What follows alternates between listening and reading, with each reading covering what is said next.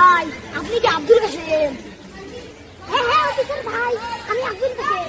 আপনার মোবাইল নাম্বারটা কত? 0171026556 দেখুন না ভাই, আপনি তো 1 কোটি টাকা লটারি পাইছেন।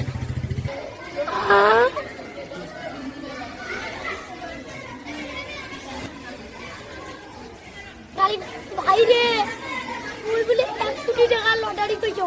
ভাই আপনি কি লটারি বা রিজাল্ট আনছেন? আমার থেকে বুঝুন কে? হ্যাঁ এটা আপনার থেকে। হ্যাঁ